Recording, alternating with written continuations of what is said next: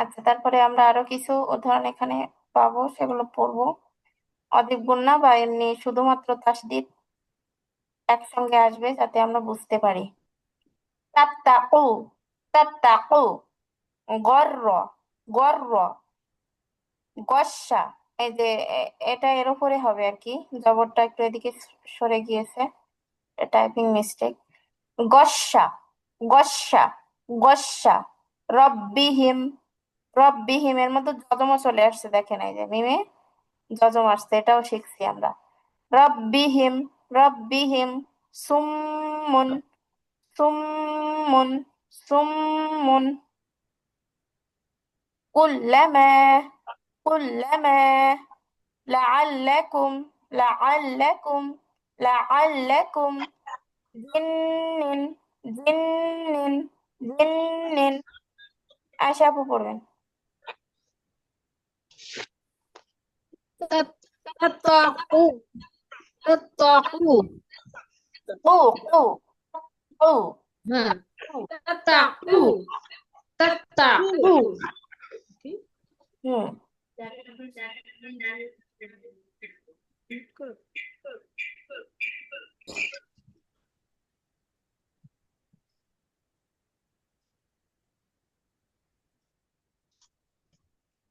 غر غر غر عشا عشا না, এটা عشا গসা, গসা আপু।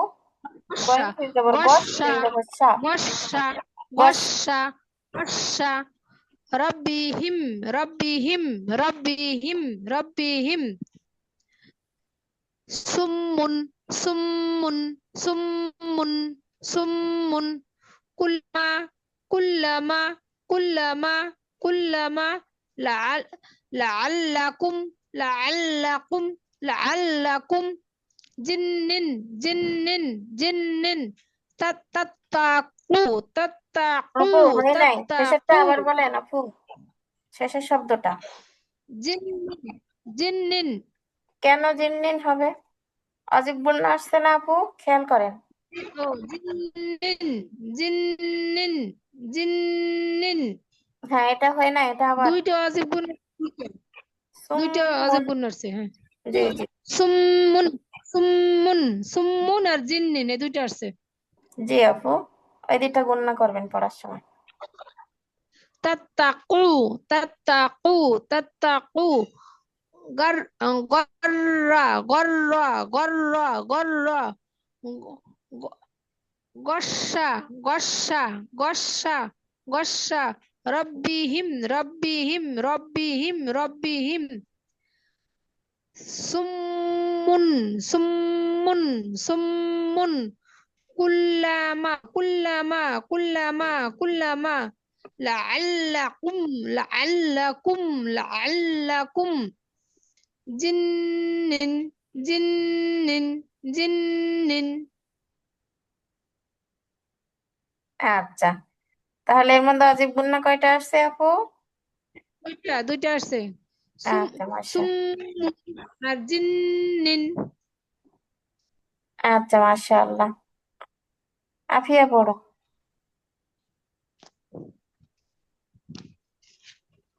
তা তাত্তাকুন তাত্তাকুন না, তাত্তাকুন না, হচ্ছে না আফিয়া। তাত্তাকু তাত্তাকু তাত্তাকু গর গর্র গর্র গর্র গর্র গস্সা গস্সা গস্সা গস্সা রব্বিহিম রব্বিহিম রব্বিহিম রব্বিহিম সুম্মুন সুম্মুন সুম্মুন কুল্লামা কুল্লামা কুল্লামা আলা লাআল্লাকুম লাআল্লাকুম লাআল্লাকুম জিন্নিন জিন্নিন জিন্নিন হ্যাঁ, তাহলে অজিব গুন্না কয়টা আসছে আফিয়া? দুইটা কোনটা কোনটা বলো তো। সুম্মুম সুম্মুম আর জিন্নিন মাশাআল্লাহ, আরেকবার পড়ো। তাত্তাকুন তাত্তাকু না, হয় নাই, হয় নাই।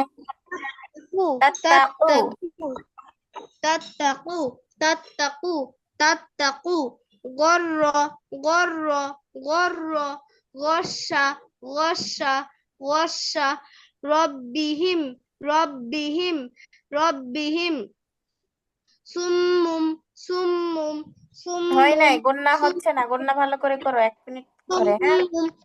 1 মিনিট বলছি, سم 1 আলিফ। সুমুন, সুমুন। سم سم كلما كلما كلما كلما كلما لعلكم لعلكم لعلكم لعلكم لعلكم زن زن زن মাশাআল্লাহ। বিসমিল্লাহিররহমানিররহিম। তাত্তাকুল তাত্তাকুল তাত্তাকু তাত্তাকু, তাত্তাকু তাত্তাকু। তাত্তাকু তাত্তাকু তাত্তাকু তাত্তাকু তাত্তাকু গররা গররা গররা গররা গররা গস্সা গস্সা গস্সা রব্বিহিম রব্বিহিম রব্বিহিম রব্বিহিম সুমুন সুমুন সুমুন সুমুন সুমুন সুমুন সুমুন, গুন্নাটা কোথায় হবে দেখেন আপু? সুমুন, সুমুন। যেই হরফের উপরে ওই তাসদিদ চিহ্ন থাকবে ওর উপরে ধরে গুন্না করতে হবে। সুমুন, সুমুন, সুমুন। কুল্লামা কুল্লামা কুল্লামা কুল্লামা লাল্লাকুম লাল্লাকুম লাল্লাকুম লাল্লাকুম জিন্নিন জিন্নিন জিন্নিন জিন্নিন জিন্নিন জিন্নিন হয় জিন্নিন নাই আপু, হয় নাই, শেষেরটা আবার বলেন। জিন্নিন আগে গুন্না আসছে না, গুন্না করেন। হরকতের বামে জিন নুনে মিমে তাসদিদ গুন্না করা ওয়াজিব। জিন্নিন জিন্নিন না না আপু, জিন্নিন খেয়াল করেন, খেয়াল করেন, আমি বলি। নিনে গুণা করলে হবে না, আগের হরকতের সাথে ধরে গুণা করতে হবে। নুনকে আগের হরকতের সাথে ধরে, তাহলে গুণাটা কিসে করব? আগের হরকতের সাথে। জিন্নিন, জিন্নিন। এখানেও দেখেন আগের হরকতের সাথে ধরে গুণা করছি। সুমুন, সুমুন। জিন্নিন, সুমুন, জিন্নিন। জিন্নিন জিন্নিন জিন্নিন জিন্নিন তাত্তাকু তাত্তাকু তাত্তাকু তাত্তাকু গররা গররা গররা গাসা গাসা গাসা রব্বিহিম রব্বিহিম রব্বিহিম সুমুন সুমুন সুমুন কুল্লামা কুল্লামা কুল্লামা লাল্লাকুম লাল্লাকুম লাল্লাকুম লাল্লাকুম জিন্নি জিন্নিন জিন্নিন জিন্নিন জিন্নিন জিন্নিন জিন্নিন মাশাআল্লাহ।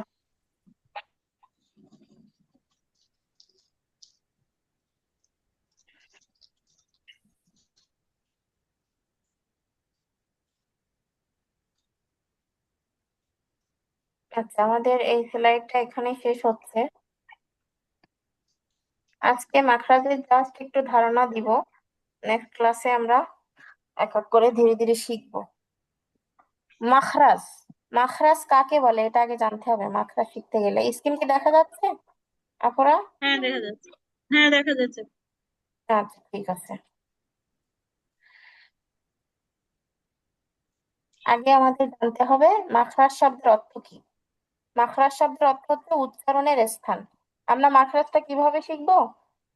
মাখরাজ হচ্ছে ছোট রুটি, হ্যাঁ, কিন্তু এই মাখরাজটা একসঙ্গে আমরা শিখবো না, কারণ একসঙ্গে এর আগে আপুদেরকে অনেক ব্যাচের স্টুডেন্টদেরকে আমি শিখাইছি, কিন্তু হয় কি এটা মনে রাখতে পারে না, বা মনে রাখলেও শুধু মুখস্থ বিদ্যা থাকে, ওটা প্র্যাকটিক্যালি কাজে লাগাতে পারে না। তো সেক্ষেত্রে আমি একটু ভিন্ন রকম চিন্তাধারা আপনাদের ক্ষেত্রে অবলম্বন করে দেখবো আসলে কেমন হয়। সেটা হচ্ছে অন্য পড়া আমরা পড়তে থাকবো, যে কোনো একটা বিষয় আমাদের চলমান থাকবে, যেরকম আজকে যেটা পড়ছি, আমরা তাসদিদ শিখছি, তারপরে কি অজিব গুন্না শিখছি। এরকম যে কোনো একটা বিষয় আমাদের চলমান থাকবে পড়া, সাথে একটা অথবা দুইটা করে মাখরাজ দিব, একটা করেই দিলাম, 17 দিন লাগলো সমস্যা নাই। অন্য পড়ার সাথে সাথে এটা হলো প্র্যাকটিস করব। ওই যেই মাখরাজটা আমি শিখাই দেবো, মনে করেন আজকে 1 নম্বর মাখরাজ শিখাচ্ছি, ওই 1 নম্বর মাখরাজটা আপনারা প্র্যাকটিসের সময় শুধুমাত্র এটা প্র্যাকটিস করবেন, বাকিগুলো দরকার নাই। একটা করেই হোক, একটা করে হইলেই অনেক।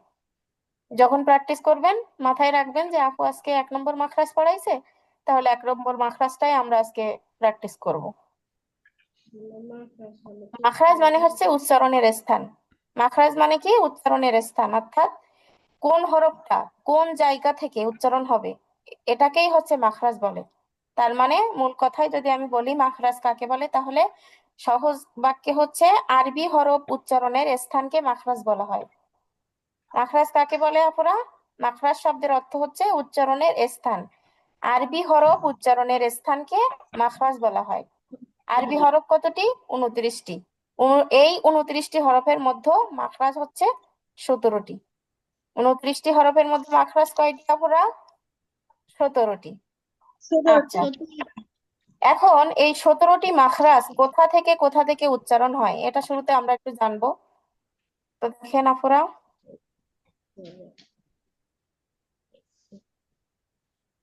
এখানে খেয়াল করেন লেখাগুলোকে দেখা যাচ্ছে নাকি আমি জুম করে দেখাবো? আচ্ছা, এখন দেখেন, জুম করে দেখেন এখন আপু। দেখা যাচ্ছে আশা করি। হ্যালো, জি জি। হ্যালো মানে কণ্ঠনালী বলে। এই যে 5টা স্থান এখানে দেখা যাচ্ছে, একটা হচ্ছে হলক, শাফাতান, লিসান, জাওফ আর খয়সুম। এই 5 স্থান থেকে মূলত মাখরাজের উচ্চারণটা হয়, এই 5টা জায়গা থেকে। এখন এই 5টা জায়গার আরবি নাম যদি আপনাদের মনে রাখাটা কঠিন হয়, তাহলে এখান থেকে বাংলায় মনে রাখতে পারেন। হলক, হলক মানে হচ্ছে কণ্ঠনালী, কণ্ঠনালী অর্থাৎ আমাদের গলার যে অংশ। এখন এই চিত্রটার দিকে একটু লক্ষ্য করতে হবে এটা বুঝতে গেলে। এখানে দেখেন, এই যে গলার যে অংশটা, এই যে কণ্ঠ,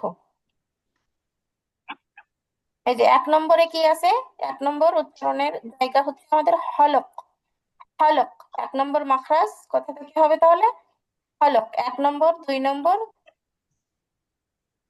হ্যাঁ 3 নম্বর মাখরাজ। এই 3টা কাজ কোথা থেকে? হলক, হলক। এই যে হলক, হলক দেখতে পাচ্ছেন কোথা থেকে? এই যে ছবির মাধ্যমে দেখেন, গলার যে অংশ অর্থাৎ এই যে কণ্ঠের এই জায়গা থেকে, ঠিক আমি চিত্রের মাধ্যমে দেখাচ্ছি, আর যেখানে স্ক্রল করতেছি একটু দেখাবেন। এই যে ঠিক এই যে কণ্ঠের এখান থেকে শুরু করে এই যে নিচে আমাদের যেখান থেকে বডি শুরু হয় তার আগ পর্যন্ত মানে গলা, গলার অংশটাকে সাধারণত কি বলা হচ্ছে? হলক। হলক মানে হচ্ছে কণ্ঠনালী। তারপরে উচ্চারণের জায়গা দেখেন, খাফাতান। খাফাতান শব্দের অর্থ হচ্ছে জিহবা। না, আমার একটু ভুল হচ্ছে ইনফরমেশন দেওয়া। লিসান মানে হচ্ছে জিহবা, সাফাতান মানে হচ্ছে 2 ঠোঁট। আরবিতে যেটাকে সাফাতান বলা হয় সেটাকে বাংলায় 2 ঠোঁট বলা হয়। এই যে 2 ঠোঁট, এর মাধ্যমে দেখেন এটা হচ্ছে 2টা ঠোঁট, এটাকে সাফাতান বলা হয়। এখান থেকেও 4টা হরফ মাখরাজ উচ্চারণ হয়, সেটা এখানে আছে, একে একে আমরা শিখবো। তারপরে দেখেন লিসান। লিসান আরবিতে হচ্ছে যেটাকে লিসান বলা হয়, বাংলায় সেটাকে বলা হয় জিহবা। আরবিতে যেটাকে লিসান বলা হয়, বাংলায় সেটাকে বলা হয় জিহবা। এই যে দেখেন এখানে লেখা আছে লিসান। লিসান মানে কি? জিহবা। তো এই জিহবা থেকেও কয়েকটি মাখরাজ আমাদের উচ্চারণ হয়। তারপরে দেখেন দাওফ। দাওফ মানে হচ্ছে মুখ ও কণ্ঠনালীর খালি জায়গাকে দাওফ বলা হয়। এখান থেকে সাধারণত মাদের হরফ উচ্চারণ হয়, আলিফ ও ইয়া, এইগুলা। এটা হচ্ছে মুখের খালি জায়গা থেকে যেটা উচ্চারণ হয় ওটাকে জাউফ বলা হয় আরবিতে। মুখ ও কণ্ঠনালীর খালি জায়গা থেকে এই হরফগুলো সাধারণত উচ্চারিত হয়। এই যে জাউফ, দেখেন জাউফ মানে হচ্ছে মুখের খালি জায়গা, খালি অংশ, কিন্তু এটা হচ্ছে মুখের খালি জায়গা। খাইসুম, খাইসুম মানে হচ্ছে নাকের বাসি।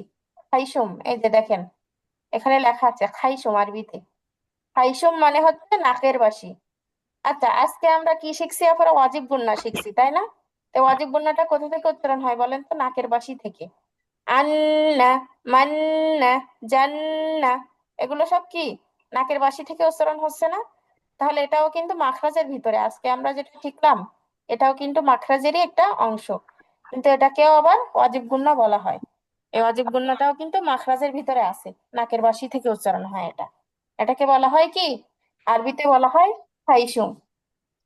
তো এখানে আছে হলক, শাফাতান, লিসান, জাউফ, খয়শুম। এই পাঁচটা নাম যদি আরবি এবং বাংলা সহ মনে রাখতে পারেন তাহলে আপনাদের জন্য সেটা খুবই ভালো হয়। কারণ আপনারা এখন শিখছেন, আর কয়েকদিন পর যখন কাউকে শিখাবেন তখন এটা গুরুত্বপূর্ণ। জানা থাকলে ভালো হয় অন্যদের শেখানোর ক্ষেত্রে, সেক্ষেত্রে। আর যদি শুধুমাত্র আপনি নিজে শেখার ক্ষেত্রে মনে করেন তাহলে বাংলাটা মনে রাখলে হবে, আরবিটা মনে রাখাটা জরুরি না যদি কঠিন মনে হয়। আর যদি কেউ মনে রাখতে পারেন তাহলে সেটা খুব ভালো হয়।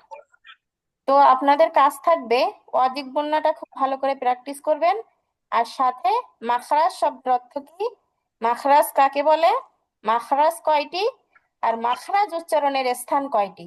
এই যে পাঁচটি স্থান মাখরাজ উচ্চারণের, এই পাঁচটি স্থান কিন্তু আমি মুখস্থ শুনবো আপনাদের কাছে। আচ্ছা, যেটুকু বুঝাইছি এটুকু বুঝতে পারছেন কিনা আপনারা? মাখরাজ সম্পর্কে যেটুকু জানছি আজকে আমরা খুবই সামান্য জানছি, তবে এটুকু বুঝছেন কিনা সবাই একটু জানাবেন।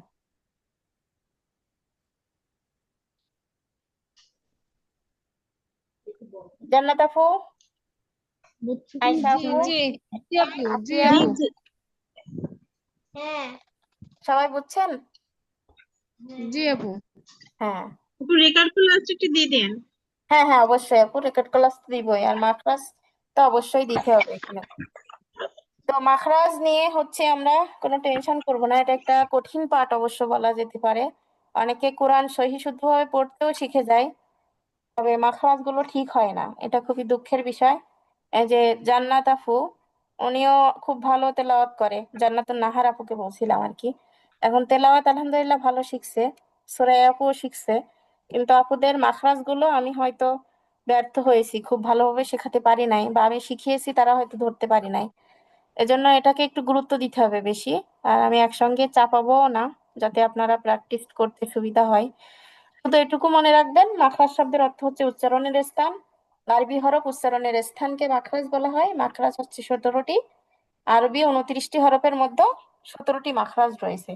এই 17টি মাখরাজের উচ্চারণের স্থান হচ্ছে মোট 5টি।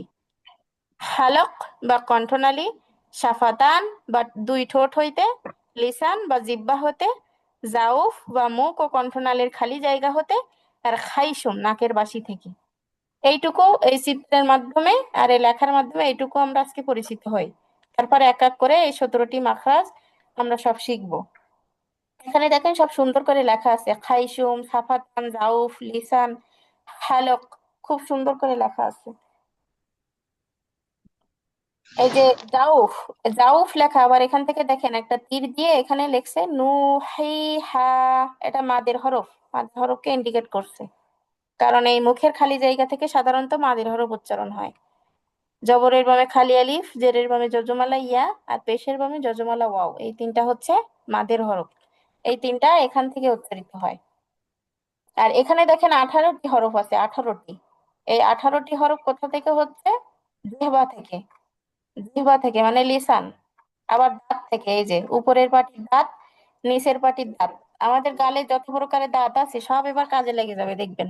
এতদিন তো শুধু আমরা খাইছি, এবার এই দাঁতগুলো দিয়ে মাখরাজও শিখবো। হ্যাঁ,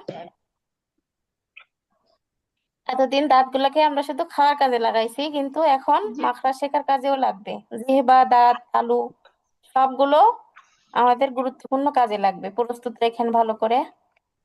আচ্ছা আপুরা, একটু মজা জি করলাম আপু। আর কি। তো কারো কোনো প্রশ্ন থাকলে বলেন আপুরা, না হলে আজকের ক্লাসটা এখানেই শেষ করতে যাচ্ছি। আচ্ছা আপু। কারোর কোনো প্রশ্ন আছে কি? প্রশ্ন নেই, মার্কাজ শুরু করে তারপর প্রশ্ন নেই। আচ্ছা আপু, ঠিক আছে। আসসালামু আলাইকুম রহমতুল্লাহ। ওয়ালাইকুম আসসালাম।